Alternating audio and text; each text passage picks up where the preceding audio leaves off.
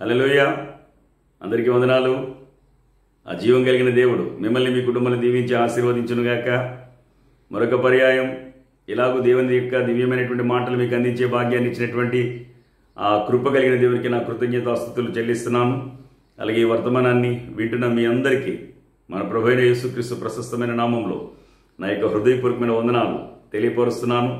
దేవుడు మిమ్మల్ని మీ కుటుంబాన్ని దీవించి ఆశీర్వదించునుగాక. ఆమేన్. ఈ సమయంలో పరిశుద్ధ గ్రంథం నుండి అపోస్తలుడైన పౌలు ఎఫెసీయులకు రాసిన పత్రికలో 4వ అధ్యాయంలో 27వ వచనాన్ని మనం ధ్యానించుకుందాం. అక్కడ వ్రాయబడినటువంటి మాట అపవాదికి చోటియ్యకుడి అనేటువంటి మాట వ్రాయబడి ఉంది. అపవాదికి చోటియ్యకుడి.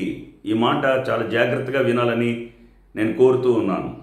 ఈ వర్తమానానికి నేను పెట్టుకున్న పేరు పలు రూపాల్లో పనిచేసే సాతాను నిజ రూపం అనేటువంటి పేరును పెట్టాను. ఎందుకు అంటే ఈ వర్తమానం వింటే మీకు అర్థమవుతుంది. మానవ జీవితంలో, ముఖ్యంగా మన భక్తి జీవితంలో, ఇది ఇంకా ఇంపార్టెంట్ మాట, ఇది ఇంకా ప్రాముఖ్యమైనటువంటి విషయం. ఇది భక్తి జీవితంలో మనం జాగ్రత్తగా ఉండవలసినటువంటి విషయం ఏది అంటే గనక అపవాదికి చోటు ఇవ్వకుండా ఉండాలి. భక్తి ఎంత బాగా చేసినా, ఎంత భయభక్తులు మనకున్నా, దేవుడంటే ఎంత ఆసక్తి ఉన్నా, ఎంత నియమము ప్రకారము భక్తి చేద్దామని అనుకున్నా, అపవాదికి చోటు ఇచ్చేటువంటి పరిస్థితి కనుక మనం తెచ్చుకుంటే 100కి 100 పాళ్ళు మన భక్తి జీవితం పతనం అయిపోద్ది.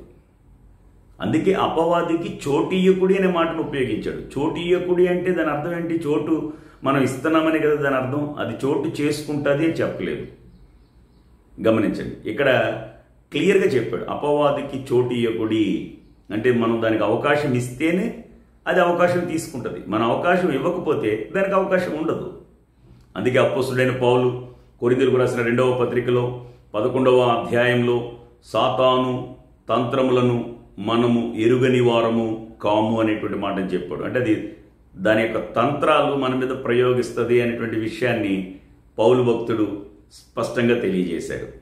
అలాగే పేతురు భక్తుడిని కనుక మనం గమనించి చూస్తే అది 1 పేతురు పత్రికలో 5వ అధ్యాయంలో 8వ వచనంలో చెప్పాడు, మీ విరోధి అయిన అపవాది గర్జించు సింహము వలె ఎవరిని మృంగుదునా అని వెదుకుచూ తిరుగుచున్నాడు. చూసారా? అంటే వాడు మనల్ని ఏదో విధంగా దైవికమైనటువంటి విలువల నుంచి తప్పించి నాశనం చేయడం కోసం వెదుకుచూ తిరుగుచున్నాడు అనేటువంటి విషయాన్ని పేతురు భక్తుడు తెలియపరిచాడు. ఇకపోతే యాకోబు పత్రికలోకి వస్తే కనుక 4వ అధ్యాయం 7వ వచనంలో అపవాదిని ఎదురించుడి, అప్పుడు వాడు మీ యొద్ద నుండి పారిపోవును. మనకి అందరిని ఎదిరించడం తెలుసు, కానీ తల్లిదండ్రులను ఎదిరిస్తాం, పెద్దలను ఎదిరిస్తాం, సేవకుని ఎదిరిస్తాం, చట్టాన్ని ఎదిరిస్తాం, సమాజాన్ని ఎదిరిస్తాం, కానీ అపవాదిని ఎదిరించడం మాత్రం చేత కాదు మనకి. అపవాదిని ఎదిరించుడి, అప్పుడు వాడు మీ యొద్ద నుండి పారిపోవును. అందుకే కదా చాలాసార్లు ఊరుకుంటే లాభం లేదండి, మనం ఎదురు తిరిగితేనే ఎదుటివాడు లొంగుతాడండి అనేటువంటి మాటలు చెప్తాము. అంటే ఎదురు తిరిగితే మన ప్రత్యర్థి బలహీన పడతాడు, లేకపోతే లొంగుతాడు అనేటువంటి విషయాన్ని మనం తెలియజేస్తాం.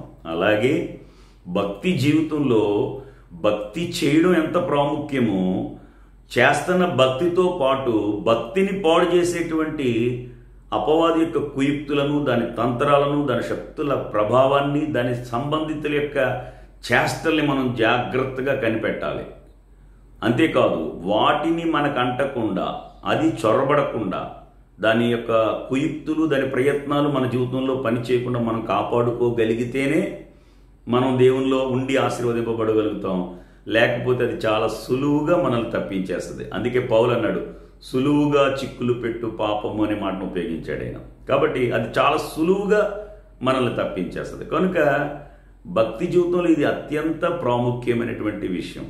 దీన్ని ఎప్పుడైతే మనం గమనించగలుగుతామో, ఎప్పుడైతే ఈ విషయంలో మనం జాగ్రత్తలు తీసుకోగలుగుతామో, అప్పుడు భక్తిని అవలీలగా చేయడం మాత్రమే కాకుండా భక్తి ద్వారా శ్రేష్టమైనటువంటి ఫలితాన్ని పొందుతూ శుభప్రదంగా మనం ముందుకు వెళ్ళగలుగుతాం. లేకపోతే గనక 100% అది పడగొట్టిన వారు అనేకులు. దేవుని వాక్యం చెప్తుంది, నేను చెప్పడం లేదు. అది పడగొట్టిన వారు అనేకులు. కాబట్టి దాని టార్గెట్ మనం, దాని గోల్ మనం, దాని మోటో మనం, దాని యాంబిషన్ మనం. ఏదో విధంగా దేవుని పిల్లలమైన మన ఆశీర్వాదాలని పాడు చేయడమే దాని యొక్క ముఖ్య ఉద్దేశం. దానికి లోకంతో లోకులతో పని లేదండి. ఎవరైతే యేసునామంలో రక్షించబడ్డారో, ఎవరైతే యేసుక్రీస్తు ప్రభువును సొంత రక్షకునిగా అంగీకరించి ఆయన పిల్లలుగా జీవిస్తూ ఉన్నారో వాళ్ళని చెడగొట్టడమే దాని పని. ఎందుకంటే వాళ్ళు ఆశీర్వదింపబడే వ్యక్తులనే విషయం దానికి తెలుసు. వాళ్ళు తీర్పు నుండి, మరణం నుండి, నరకం నుండి తప్పించబడేటువంటి వ్యక్తులనే విషయం దానికి తెలుసు. కాబట్టి వాళ్ళని నిత్యత్వానికి, అంటే శాశ్వతమైనటువంటి రాజ్యంలోనికి వెళ్ళనివ్వకుండా, దేవునితో కలిసి వాళ్ళు సంతోషించకుండా, వాళ్ళు పతనమై నాశనమైపోవడం కోసం అది రకరకాలైనటువంటి దాని ప్రయత్నాల్ని మన మీద ప్రయోగిస్తూ ఉంటుంది. అలా అది ప్రయోగించేటువంటి ప్రయత్నాలు కనుక మనం ఆలోచించి చూస్తే అది మనం దేనికి బలహీనపడతాము, దేనికి లొంగుతాము, దేనికి ఆకర్షించబడతాము, వాటిని మన మీద అది ప్రయోగిస్తుంది. డైరెక్ట్ అటాక్ చేయదు ఎప్పుడు కూడా. ఇప్పుడు ఒక మోసగాడు తను మోసగాడిలాగా కనపడతాడు మనకి? అస్సలు కనపడ్డు. నిజంగా చాలా యోగ్యుడిలాగా, ఉన్నతమైన వ్యక్తిలాగా, మనకేదో మేలు చేసేవాళ్ళ కనపడతాడు. ఒక దొంగలా కనపడతాడు? అస్సలు ఉండడు అలాగా. దొంగ అనగానే మన ఊహా చిత్రం ఏంటంటే బొగ్గు మీద నల్ల మచ్చ, పుట్టుమచ్చ, గళలుంగి, బొడ్లో కత్తి, ఉంగరాల జుట్టు, కార్టూన్ బొమ్మల్లో చిన్నప్పుడు మనం చూస్తూ ఉండేవాళ్ళం, గమనించండి. కాబట్టి అంటే ఒక దొంగ రూపం ఇలా ఉంటుంది అనేటువంటి ఊహ మీకు నాకు మనందరికీ తెలుసు.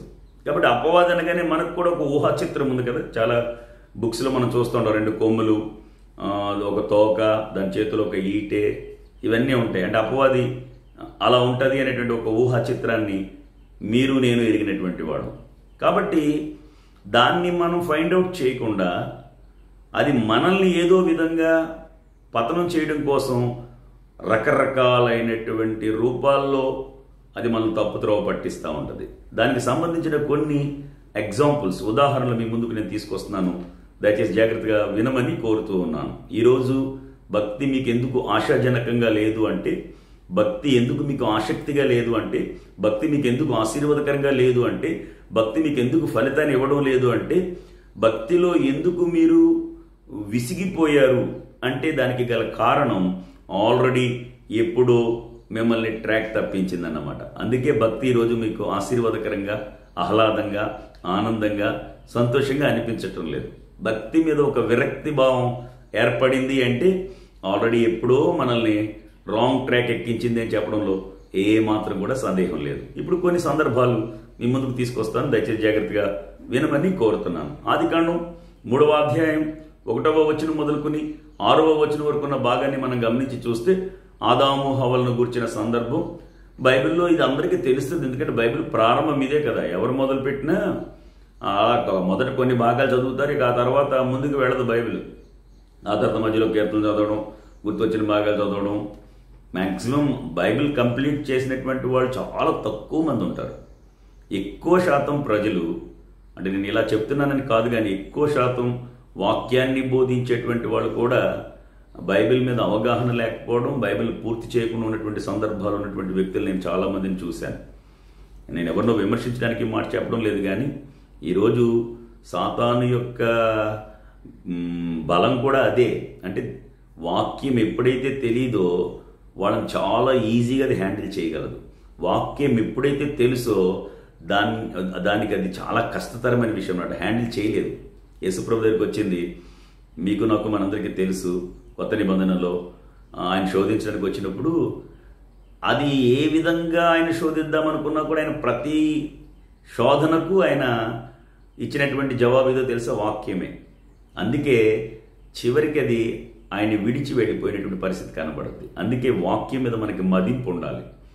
వాక్యాన్ని కేవలం ఏదో ఆయా సందర్భాల్లో వాడుకోవడానికి కాదు, దివారాత్రము దాన్ని ధ్యానించగలిగితే అది మనల్ని గైడ్ చేస్తుంది. అందుకే చెప్పాడు కదా, నీ వాక్యం నా పాదములకు దీపం అన్నాడు, నా త్రోవకు వెలుగు అన్నాడు, అది చీకటి గల చోట్లను వెలిగిస్తుంది అన్నాడు, అది వెల్లడేడు తోడని వెలుగు కలుగుతుంది అని చెప్పాడు, నా అంతరంగంలో విచారం హెచ్చగా నెమ్మది కలిగిస్తుందని చెప్పాడు, నేను పాపం చేయకుండానట్లు నా హృదయంలో అది భద్రం చేయబడి ఉంటుందని చెప్పాడు, అది మట్టి మోసలో 7 మార్లు కరిగి వదిన వెండి అంత పవిత్రములని చెప్పి దేవుని వాక్యం తెలియపరుస్తూ ఉంది.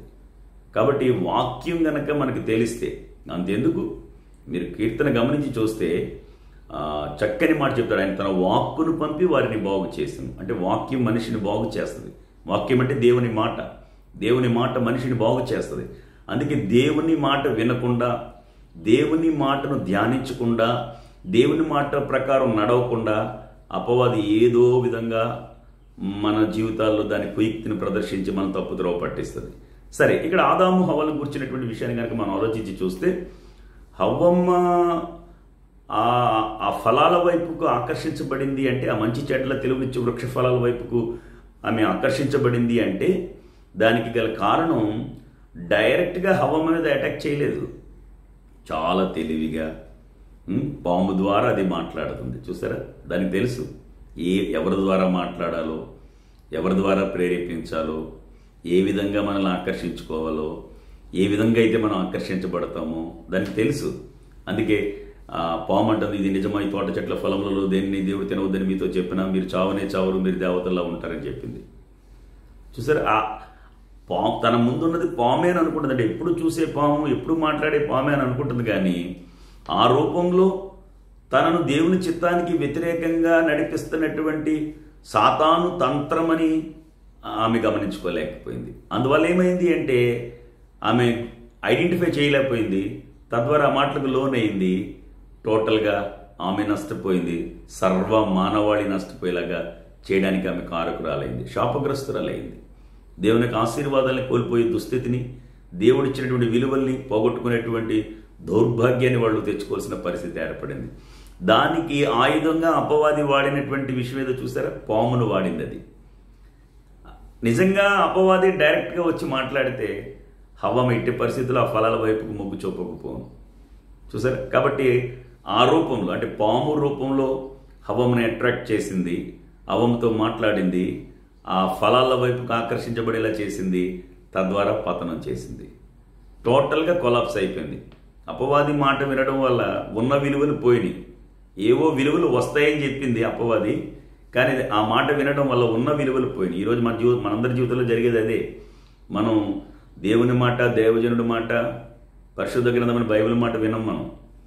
మనల్ని ప్రేరేపించేవాళ్ళు కొంతమంది ఉంటారు, మనల్ని మ్యానిపులేట్ చేసేవాళ్ళు, వాళ్ళ మాట వింటాం. దానివల్ల ఉన్న విలువలు పోతాయి. కాబట్టి ఎప్పుడు కూడా సంఘాలలో జరిగేది ఇదే. క్రైస్తవ సమాజంలో ఎక్కువ శాతం భక్తిని చేస్తున్నటువంటి వాళ్ళని పాడు చేయడానికి చాలామంది భక్తి ద్వారానే మనల్ని చెడగొడుతూ ఉంటారు. దానికి అదే కదా ఆయుధం. ఇప్పుడు వేరే విధంగా వస్తే నువ్వు కనిపెట్టేస్తావు. కాబట్టి భక్తిని పాడు చేయడానికి భక్తి ద్వారానే, వాక్యాన్ని కలిపి చేపడానికి వాక్యం ద్వారానే మాట్లాడతారు. కాబట్టి అప్పుడు ఏమవుతుంది అంటే దానికి నువ్వు లోనవుతావు, తద్వారా నువ్వు పతనం అవ్వాల్సిన పరిస్థితి ఏర్పడింది. ఇప్పుడు చూసారా, అపవాది యొక్క తంత్రాలకు లోనవడం వల్ల ఆవిడ పాడైందా, బాగుపడిందా? పాడైంది, కానీ బాగుపడే పరిస్థితి లేదు. మళ్ళా ఆ స్థితిలో కూడా వాళ్ళకి తిరిగి అవకాశాన్ని ఇచ్చి బాగు చేయడానికి కారణం దేవుడే. ఎంత ప్రలోభానికి ఆమె గురయ్యిందో, ఎంత సులువుగా ఆమె ఆ ట్రాప్లో పడిపోయిందో ఆ విషయాన్ని బట్టి మనం అర్థం చేసుకోవచ్చు. రెండోదిగా మనం గమనించి చూస్తే ఆదికాండం 25వ అధ్యాయం 29వ వచనం మొదలుకొని 34వ వచనం వరకు ఉన్న భాగాన్ని మనం గమనించి చూస్తే, యాకోబు కూర వండుకున్నాడు, యాషావు వలసిన వాడే వచ్చాడు. తమ్ముడు వండుకున్నటువంటి ఆ కూరను చూచారే, తమ్ముడా నాకు ఆకలిగా ఉంది, ఆ ఎర్రగా ఉన్నది నాకు పెట్టరా అని చెప్పి అడిగాడు. అప్పుడు యాకోబు ఏమడిగాడు, యాషావు ఏమిచ్చాడు, ఇవి మీకు నాకు మనందరికీ తెలుసు, నీ జ్యేష్ఠత్వం ఇస్తే నేను నీ కూరని ఇస్తానని చెప్పాడు. అప్పుడే అది ఆ ఆహారం ద్వారా అపవాది ట్రాప్ చేస్తుందనే విషయం యాషావు గమనించుకోలేకపోయాడు. చూసారా, అది కోరే అనుకుంటున్నాడు, కానీ ఆ రూపంలో తన ఆశీర్వాదాలని పోగొట్టడానికి అపవాది ఉపయోగించే తంత్రమని, దాని యొక్క కుయుక్తని, అది ఆ విధంగా తన ఆశీర్వాదాలు కోల్పోయేలాగా చేస్తున్నటువంటి విషయాన్ని ఆయన గమనించుకోలేకపోయాడు. తద్వారా తీవ్రమైనటువంటి నష్టాన్ని అతను తెచ్చుకోగలిగాడు. చూసారు, అందుకే అతని తర్వాత కన్నీళ్లు విడిచిచు దానికోసం ఎంత వెదికినను మారు మనసు పొందని అవకాశము అతనికి దొరకలేదు అనేటువంటి విషయాన్ని దేవుని వాక్యం తెలియపరుస్తూ ఉంది. చూసారా, కూర రూపంలో యాషావును ఆకర్షించింది, పాము రూపంలో హవ్వను ట్రాప్ చేసింది, కూర రూపంలో యాషావును ట్రాప్ చేసింది. అంటే డైరెక్ట్గా మామూలుగా యాకోబు నీ జ్యేష్ఠత్వాన్ని నాకు ఇవ్వని చెప్పి అంటే ఇస్తాడా? ఎట్టి పరిస్థితులు లేవు. ముందు ఆకర్షణకు గురి అయ్యేలాగా, అతన్ని టెంప్ట్ అయ్యేలాగా చేసింది. ఈవెన్ హవ్వమ్మ కూడా ఆ ఫలాలు చూచినప్పుడు చూపునకు రమ్యమైనది, ఆహారమునకు వివేకం ఇచ్చినది. చూసారు, ఆమె టెంప్ట్ అయ్యేలాగా చేసింది. ఆ టెంప్టేషన్గా ఎప్పుడైతే గురయిందో తద్వారా ఆమె నష్టపోయింది, సర్వ మానవాళి నష్టపోవడానికి కారణమైంది. అలాగే ఇప్పుడు యాషావును మనం గమనించి చూస్తే యాషావు కూడా చూసారా టెంప్ట్ అయ్యాడు. అది కూరే అనుకుంటున్నాడు, కానీ ఆ కూర ద్వారా తన ఆశీర్వాదాలు కోల్పోతున్నాడనే విషయం అతనికి అర్థం కాలేదు. తద్వారా ట్రాప్లో పడ్డాడు, ఆ కూర తీసుకున్నాడు, ఆశీర్వాదాలు కోల్పోయాడు. చివరికి శాపగ్రస్తుడు అవ్వాల్సినటువంటి దుస్థితి అతనికి ఏర్పడింది. ఇకపోతే కొంచెం ముందుకు వెళ్తే అపోస్తుల కార్యం 5వ అధ్యాయం 1వ వచనం మొదలుకొని 11వ వచనం వరకు ఉన్న భాగాన్ని మనం గమనించి చూస్తే ఆదిమ సంఘం అంటే ఎర్లీ చర్చ్, మొట్టమొదటి సంఘం, అది ప్రారంభ సంఘం. ఇంకా బాగా చెప్పాలంటే ప్రారంభ సంఘం.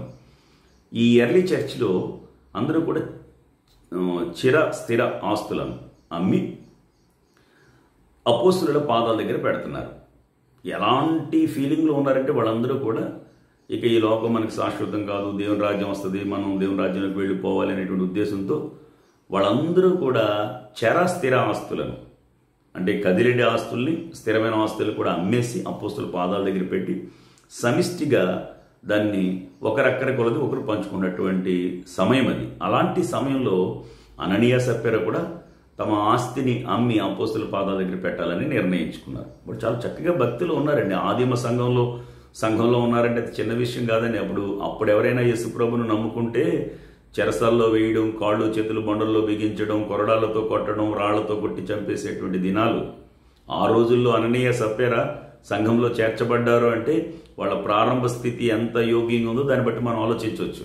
అయితే విషయం ఏంటి అంటే కనుక వీళ్ళు ఈ భక్తిని కొనసాగింపనివ్వకుండా అపవాది వాళ్ళని తప్పించడానికి ఎలాంటి ట్రాప్ చేసింది అంటే వాళ్ళు కూడా దేవునికి ఇచ్చేద్దామని అనుకున్నారు. వాళ్ళు కూడా అందుకే వెళ్ళారు, తమ ఆస్తిని అమ్మేసి తెచ్చి ఇచ్చేద్దామని వెళ్ళారు. చూసారా, డబ్బు చూడగానే వాళ్ళు రాంగ్ రూట్లోకి వెళ్ళిపోయారు. ఎందుకు అంటే డబ్బును చూపించి వాళ్ళని తప్పుత్రోవ పట్టించింది. ఆ డబ్బు ఎప్పుడైతే వాళ్ళు చూచారో ఆ డబ్బు మీద వాళ్ళకి కాంక్ష కలిగేలా చేసింది. తద్వారా కొంత దాచారు, కొంత తెచ్చారు. భార్య ఎరుకనే అననీయ కొంత దాచాడు, కొంత తేవడం జరిగింది. పేతురు అడగడం, ఆయన చనిపోవడం. పేతురు ఈ భూమిని ఎంత వేలకే అమ్మారా అని చెప్పి అననీయ అని అనలేదు. రావడంతోనే ఆయన ఏమన్నాడు తెలుసా, ఆ భూమి వెలలో కొంత దాచుకుని పరిశుద్ధాత్మను మోసగించుటకు సాతాను ఎందుకు నిన్ను ప్రేరేపించునని చెప్పాడు. పడ్డాడు, చచ్చాడు, మోసుకెళ్ళిపోయారు. కప్పెట్టినటువంటి వాళ్ళు, సమాధి చేసినటువంటి వాళ్ళు వచ్చి వాకిట్లో నిలబడ్డారు. ఈ లోపు ఇంచుమించు 3 గంటలకు తన భార్య వచ్చింది, సప్ఫీరా. అప్పుడు పేతురు ఆమెను అడిగాడు, ఈ భూమిని ఎంత వేలకే అమ్మారా అని. కానీ ఆమె కూడా లేదండి, ఇంతకు అమ్మలేదు, కొంత దాచాడు, కొంత మీకు ఇచ్చాడు, ఇందులో నా ప్రమేయం ఏం లేదు, లేకపోతే దయచేసి నన్ను క్షమించండి, మేము తప్పు చేసామని ఉంటే. ఎందుకంటే అలా అడిగినప్పుడే ఒక రకమైనటువంటి ఫియర్, భయం, అమ్మో ఈయన ఇలా అడుగుతున్నాడు, మనం తప్పు చేసామనే పశ్చాత్తాపానికి ఆమె గురి అయి ఉంటే అసలు ఆ పరిస్థితి ఆమెకు వచ్చి ఉండేది కాదు. అననీయ కంటే ఛాన్స్ లేదు, కానీ సప్ఫీరాకి ఛాన్స్ ఉంది. ఈరోజు కూడా మన జీవితాల్లో చాలామందికి ఛాన్స్ లేదు, మనకి ఛాన్స్ ఉంది. రక్షింపబడడానికి ఛాన్స్ ఉంది. రక్షింపబడిన నీ జీవితంలో ఒకవేళ లోపాలు, పొరపాట్లు, అవిధేయతలతో నువ్వు తొట్టుపడినా తిరిగి మరలా నిన్ను నువ్వు సరి చేసుకుని దేవుల్లో నడవడానికి దేవుడికి ఒక ఛాన్స్ ఇస్తున్నాడు. ఒకసారి 2 సార్లు అనేక మార్లు ఆయన ఇస్తున్నాడు. ఈ రోజు కూడా ఆయనకి ఛాన్స్ ఇస్తున్నాడు. నువ్వు బాగుపడితే ఆయన తన హక్కును చేర్చుకోవాలని, నిన్ను బాగు చేసుకోవాలని, నిన్ను ఆశీర్వదించాలని, ఆయన పని కొరకు నిన్ను వాడుకోవాలని ఆయన ఆలోచిస్తున్నాడు. అసలు బాగుపడే లక్షణాలు మనకు ఉండవు కదా, బాగుపడడానికి మనం ఇష్టపడంగా. కాబట్టి ఆమె ఏమందంటే అవును అంతకే అమ్మేమని చెప్పింది. మరి అలాగే చెప్పబట్టే నీ భర్త చనిపోయాడు, అదిగో కప్పెట్టినటువంటి వాడు వాకిట్లో నిలబడ్డారని చెప్పాడు. అసలు ఆ మాట విన్నప్పుడే ఆవిడ గుండెలు అదిరిపోవాలి కదా. ఏం చేయాలి, ఆవిడ గురించి ఏడవాలా, భర్త గురించి ఏడవాలా, అసలు ఏంటో అర్థం కాని పరిస్థితి. చూసారు, అననీయ చనిపోయాడు, సప్ఫీరా చనిపోయింది, ఇద్దరిని మోసుకెళ్ళిపోయారు, ఇద్దరిని కప్పెట్టేశారు. వాడు దాచింది దేవుని దగ్గరికే రావాల్సి వచ్చింది, వాళ్ళు ఇచ్చింది దేవుని దగ్గర ఉండవలసి వచ్చింది. కానీ వాళ్ళు దేవుని యొక్క ఆశీర్వాదాన్ని కోల్పోయేలా చేయడానికి గల కారణం డబ్బు. ఆకాను ఎందుకు నష్టపోయాడు, గెహాజీ ఎందుకు నష్టపోయాడు, ఇస్కరియోతు యోధ ఎందుకు నష్టపోయాడు. చూసారా, వీళ్ళందరినీ డబ్బుతో ట్రాప్ చేసింది అపవాది. జాగ్రత్త సుమి, నువ్వు దైవాశీర్వాదాల చేత ఆశీర్వదింపబడవలసిన వ్యక్తివి. దేవుడు నిన్ను ఎన్నిక చేసుకున్నాడు. ఆయన దేవుడు నిన్ను ఆశీర్వదించడానికి, నిన్ను వాడుకోవడానికి, నిన్ను అందలం ఎక్కించడానికి ఎన్నో ప్రణాళికలు, ఎన్నో ఉద్దేశాలు నీ మీద కలిగి ఉన్నాడు. ఈ భూమి మీద నిన్ను దీవించడం మాత్రమే కాదు, ఈ జీవితానంతరం నిన్ను నిత్యత్వంలో ఆయనతో పాటు కలిసి శాశ్వత కాలం, యుగాయుగాలు ఆ యొక్క పరలోకంలో దేవుని రాజ్యంలో నువ్వు దీవించబడాలనేది ఆయన తపన.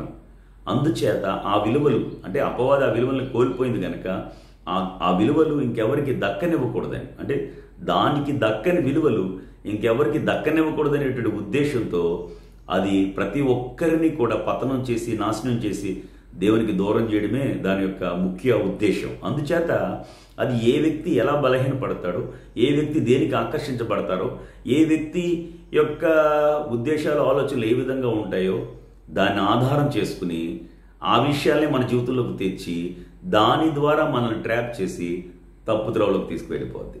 అప్పుడు మనం ఏం చేస్తామంటే ఆలోచించం. ఎప్పుడైతే అది మనకి బలహీనత కనుక దానికి మనం లోబడిపోతాం కనుక, దానికి మనం ఆకర్షించబడతాం కనుక మనం ఆలోచించకుండా తప్పులో పడతాం. తద్వారా అది మనల్ని పతనం చేసి ఆనందిస్తుంది. కాబట్టి ప్రియులారా, ఈ మాటలు మిమ్మల్ని ఆలోచింప చేయాలని నేను కోరుకుంటున్నాను. చూసారు, అననీయ సప్పేరాలు డబ్బు రూపంలో వాళ్ళ మీద అపవాది దాని యొక్క పన్నాగాలు పన్నింది. తద్వారా వాళ్ళు నష్టపోయినట్లుగా దేవుని వాక్యం తెలియపరుస్తుంది. చూసారా, హవమ్మకు మీరు గమనించి చూసినట్లయితే పాము రూపంలో అది ఆకర్షణలకు గురి చేసింది. అంటే స్త్రీలు సహజంగా అందానికి ప్రాధాన్యత ఇస్తారు కనుక మీరు దేవతల్లా ఉంటారు అని చెప్పింది. చూసారా, అంటే ఆమె దేనికి బలహీనపడద్దు దాన్ని ఆమె మీద ప్రయోగించింది. కాబట్టి తాను దేవతలాగా ఉండాలి అని అనుకుంటే ఆ పండు తింటే ఆ సౌందర్యం నాకు వస్తుంది, ఆ విలువలు నాకు వస్తాయి, ఆ ఆధిక్యతలు నేను పొందుతానని అనుకుంది. తద్వారా ఆమె టెంప్ట్ అయ్యి ఆ ఆకర్షణకు గురై ఆమె పతనమైంది. యాషావు తిండికి లోబడేవాడు గనక చూసారా ఆహారాన్ని చూపించింది. ఎప్పుడైతే ఆ ఎర్రగా ఆ కూర ఉడుకుతూ ఉందో అతను దాన్ని చూసి తట్టుకోలేకపోయాడు, ఆ ఆకర్షణకు లోనైపోయాడు. కాబట్టి ఆ ఆహారాన్ని చూపించి ఆ జ్యేష్ఠత్వం కోల్పోయేలాగా చేయడానికి అపవాది పన్నాగం పన్నింది. తద్వారా యాషావు ఆ కూరను చూచి తన ఆశీర్వాదాన్ని కోల్పోయాడు. ఇక అననీయ సప్పేరను మనం గమనించి చూస్తే వాళ్ళు డబ్బుకు ఆకర్షించబడేటువంటి వ్యక్తులు అనేటువంటి విషయాన్ని వాక్యాన్ని బట్టి చెప్పొచ్చు, నేను చెప్పడం లేదు. ఎప్పుడైతే వాళ్ళు చూసారో డబ్బు చూడనప్పుడేమో దేవునికి ఇచ్చేద్దామనేటువంటి ఆలోచన కలిగి ఉన్నారు, డబ్బు చూడగానే దాయాలి అనేటువంటి ఆలోచన కలిగింది. ఈరోజు చాలామంది అలాంటి వాళ్ళు ఉన్నారు, నా సహవాసంలో కూడా ఉన్నారు. జాగ్రత్త, అననీయ సప్పేరలకు పట్టిన గతే మీకు పట్టడానికి సిద్ధంగా ఉంది. ఆ పరిస్థితి రాకముందే జాగ్రత్త పడమని హెచ్చరిస్తున్నాను. చాలాసార్లు డబ్బు చూడనంత వరకు చాలా చక్కని నిర్ణయాలు కలిగి ఉంటాం, దేవుని కోసం వెచ్చించాలి, ఖర్చు పెట్టాలి, దేవుని కంటే ఏం పెద్ద ఎక్కువ కాదని అనుకుంటాం. కానీ డబ్బు చూడగానే దాన్ని దాయాలనుకుంటాం, దేవునికి ఇవ్వాలని అనుకోం, దాన్ని మన కోసం దాచుకోవాలని అనుకుంటాం. చూసారా, అలా చేయబట్టే వాళ్ళిద్దరూ చనిపోవాల్సిన పరిస్థితి ఏర్పడింది. అసలు ఆదిమ సంఘంలో విశ్వాసులేంటి, నిజంగా ఆస్తిని అమ్మేయడం ఏంటి దేవుని కోసం, అన్నీ చేసి చివరిలో నష్టపోవడం. చూసారా, లాస్ట్ మినిట్ వరకు అది దాని పని అది చేస్తుంది అపవాది. గుర్తుంచుకోండి, ఆఖరి నిమిషం వరకు అది నిన్ను ఏదో విధంగా పతనం చేస్తుంది. అందుకే చూసారు, గొప్ప గొప్ప భక్తులు మీరు గమనించి చూస్తే లాస్ట్కి వచ్చేటప్పటికి వాళ్ళు పతనమై దేవునికి దూరమై నష్టపోయినటువంటి సందర్భాలు మనం చరిత్రలో చూస్తున్నాం, బైబిల్లో చూస్తున్నాం. అంత మాత్రమే కాదు, సమాజంలో మనం వ్యక్తిగతంగా చూస్తున్నటువంటి వ్యక్తులు ఎంతోమంది ఈరోజు మన కళ్ళ ముందు ఉన్నారు. చివరిగా దావీదును కనుక మనం ఆలోచించి చూస్తే 2వ సమూయేలు గ్రంథంలో 11వ అధ్యాయంలో 1వ వచనం మొదలుకొని 4వ వచనం వరకు ఉన్న భాగాన్ని కనుక మనం ఆలోచిస్తే ఆయన మిద్ది మీద తిరుగుతున్నాడు. అది వసంతకాలం, యుద్ధం మోపుగా జరుగుతుంది, సైనికులు దేశం కోసం ప్రాణాలు అర్పిస్తున్నారు. అలాంటి సమయంలో ఆయన మిద్ది మీద చక్కర్లు కొడుతున్నాడు. ఆయన ప్రొద్దుగుంకిన తర్వాత ఆయన మిద్ది మీద చక్కర్లు కొడుతున్నాడు. స్నానం చేస్తున్న స్త్రీని చూశాడు ఆయన. ఆ టైంలో నిజంగా తన తల్లి అయినా, తన సోదరైనా, తన కుమార్తె అయినా ఖచ్చితంగా అక్కడి నుంచి వెళ్ళిపోతాడు. అందులో ఏమాత్రం సందేహించవలసిన అవసరం లేదు. అప్పుడు ఎలాగ తన మనసును కంట్రోల్ చేసుకోగలుగుతున్నాడు కదా, అప్పుడు అది తప్పు అని అతనికి ఎలా తెలుస్తుంది? అప్పుడు ఎవరు చెప్పకుండా ఎందుకు అక్కడి నుంచి తప్పుకుంటున్నాడు? చూసారా, అంటే ఆ విషయంలో మనం సరి అయినటువంటి ఒక నిబద్ధత కలిగి ఉంటే తప్పనిసరిగా మనం ఉండగలం. కాబట్టి అందుకే అపవాది ఏ విషయంలో అయితే అతను బలహీనపడతాడో ఆ విషయాన్ని ఆయన ముందుకు తీసుకొచ్చింది. కాబట్టి స్నానం చేస్తున్న స్త్రీ తన తల్లి కాదు, తన కుమార్తె కాదు, తన సోదరి కాదు, వేరొక స్త్రీ, కాబట్టి చూడొచ్చు అన్నమాట. చూసారు, కాబట్టి దానివల్ల టెంప్ట్ అయ్యాడు. ఆ టెంప్టేషన్ ఎంతవరకు తీసుకెళ్ళింది అంటే నిజానికి ఆమెతో తప్పు చేయడం మాత్రమే కాకుండా ఆమె భర్త చనిపోవడానికి కారణమయ్యాడు. తద్వారా దేవుని యొక్క కోపాన్ని, శాపాన్ని, ఉగ్రతను భరించి తన కన్న కొడుకు చేతే తరమబడవలసిన పరిస్థితి ఏర్పడింది. ఎంత గొప్ప భక్తుడండి ఆయన! పాత నిబంధన కాలంలోనే కొత్త నిబంధన విషయాలు చెప్పాడైనా. ప్రభువు నా ప్రభువుతో సెలవిచ్చిన వాక్కు అంటాడు. అంతేకాదు, నువ్వు బలులను కోరుట లేదన్నాడు, దహన బలి నీకు ఇష్టమైనది కాదన్నాడు.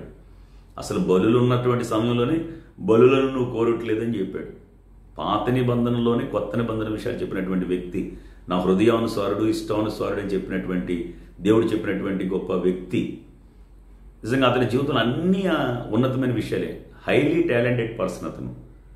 అన్ని విలువలు ఉన్నటువంటి వ్యక్తి దైవికమైన ఆశీర్వాదాల నుంచి తప్పిపోవడానికి ఏ విధంగా అయితే అతను తప్పిపోతాడో ఆ విధమైనటువంటి విషయాల్ని అతని జీవితంలోకి తెచ్చింది. తద్వారా ఆయన టెంప్ట్ అయ్యాడు. ఎప్పుడైతే ఆయన ఉద్రేకానికి కాదు, ఉద్వేదానికి ఎప్పుడైతే గురయ్యాడో తద్వారా ఆయన తప్పు చేయవలసి వచ్చింది.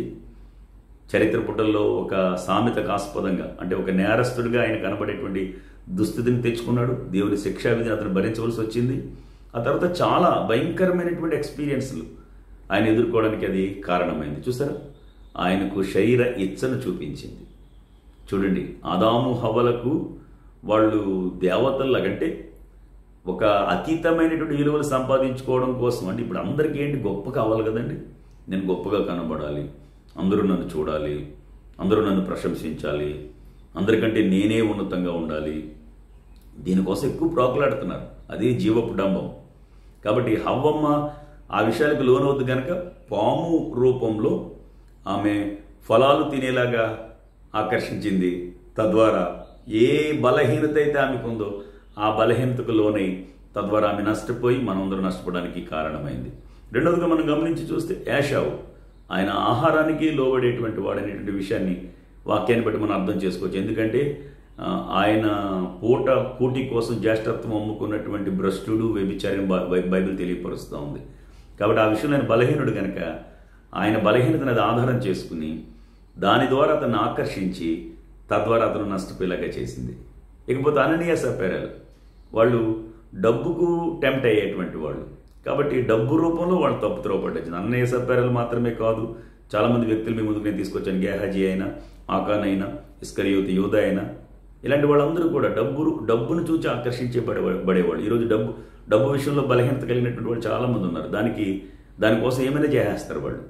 ఇంకా డబ్బే కావాలంతే. ఏం చేస్తే ఏంటి, సంపాదించుకోవడం కావాలంతే, దాచుకోవడం కావాలంతే, దాన్ని తరతరాలకు ఉండేలాగా కాపాడుకోవాలి. ఈ ఉద్దేశాలతోనే ఉంటారు చాలామంది. నిజానికి గుర్తుంచుకోండి, ధనాపేక్ష సమస్తమైన కీడులకు మూలమని చెప్పి దేవుని వాక్యం తెలియపరుస్తూ ఉంది. ఐశ్వర్యము పొంద ప్రయాసపడకము, అట్టి అభిప్రాయం నీకు కలిగిన తోడని దానిని విడిచిపెట్టుము, లేని ఎడలది నిశ్చయముగా రెక్కలు ధరించి ఎగిరిపోవునని చెప్పాడు. అబద్ధములాడి ధనము సంపాదించుట ఊపిరితో సాటి అన్నాడు. న్యాయ విరోధముగా ఆస్తి సంపాదించేవాడు తాను పెట్టని గుడ్లను పొదుగు కౌజు పెట్టవలే ఉన్నాడని చెప్తాడు. కాబట్టి ధనాపేక్ష వలంటే కొందరు ఊరులలో శోధనలో పడ్డం మాత్రమే కాకుండా తమ్మును తామే పొడుచుకొనిరి అని చెప్పి దేవుని వాక్యం తెలియపరుస్తూ ఉంది. కనుక డబ్బు అనేది ఎంతవరకు అంటే మన కనీసపు అవసరతలు ఉంటే చాలు. ఆస్తులు సంపాదించేద్దాం, ఎక్కడికో ఆకాశానికి నిచ్చెన వేసేద్దాం. నీ తర్వాత తరం గురించి ఆలోచించడానికి నీవెవరు? అసలు ఏమవుతుందో నీకు తెలుసా? నీ తర్వాత తరం గురించి నువ్వు ఆలోచించాలనుకుంటే నువ్వు చేయవలసిన ముఖ్యమైన పని ఏం తెలుసా? భక్తిని ప్రొడ్యూస్ చేయంతే. ఇప్పుడు నేనున్నాను, నా తర్వాత నా తరం క్షేమంగా ఉండాలంటే వాళ్ళకి నేను భక్తిని ప్రొడ్యూస్ చేయాలి. అబ్రహాం అదే చేశాడు, ఇస్సాక్ అదే చేశాడు, యాకోబు అదే చేశాడు. తన తర్వాత తరానికి ఎప్పుడైనా సరే మనందరికీ ఉన్న ఆలోచన ఏంటంటే నా తర్వాత నా పిల్లలు ఏమైపోతారు, వాళ్ళు క్షేమంగా ఉండాలంటే, వాళ్ళు బాగుండాలి అంటే నేను కష్టపడి ఏదో విధంగా వాళ్ళకి సంపాదించిస్తే వాళ్ళు దాంతో బ్రతుకుతారని అనుకుంటారు. కాదు, అదే వాళ్ళని పతనం చేసేస్తుంది. అదే వాళ్ళ జీవితాల్లో అన్యోన్యతను చెడగొట్టేస్తుంది.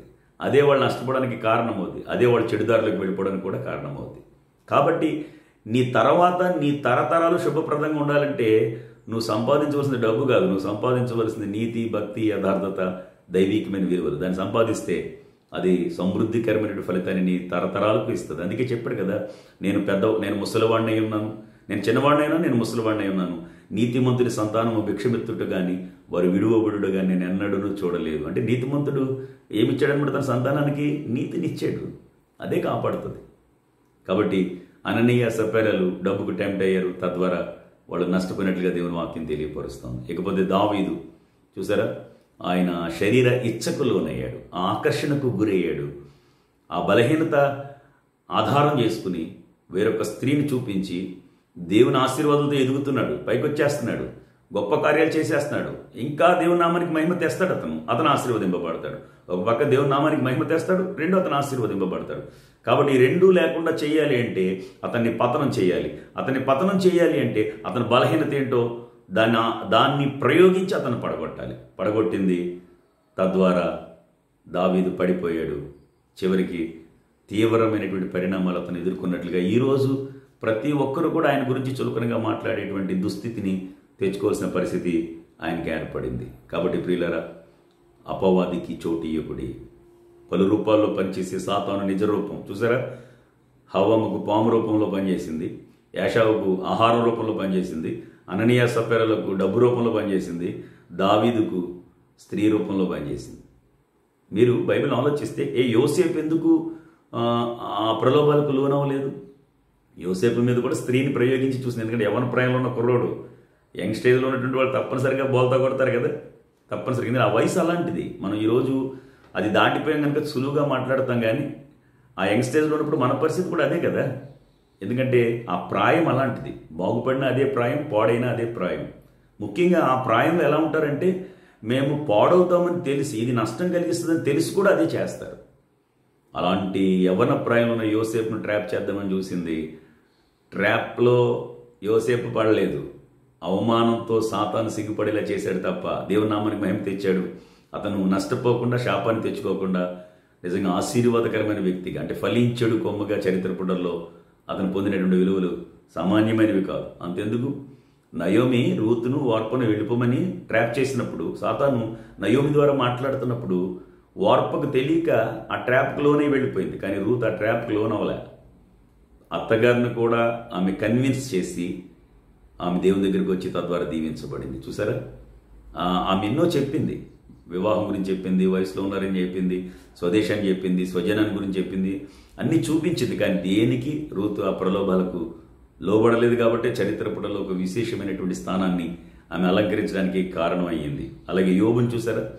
ఏదో విధంగా ట్రాప్ చేయడానికి అపవాది చాలా పన్నాగాలు పన్నింది. స్నేహితుల ద్వారా అతన్ని కృంగదీసింది, భార్య ద్వారా అతన్ని కృంగదీసింది, రోగం ద్వారా అతన్ని కృంగదీసింది, అతనికి ఉన్న విలువలన్నింటినీ నాశనం చేసి కృంగదీసింది. ఎన్ని రకాలుగా అతన్ని కృంగదీసినా కూడా అతను బలహీనపడలేదు.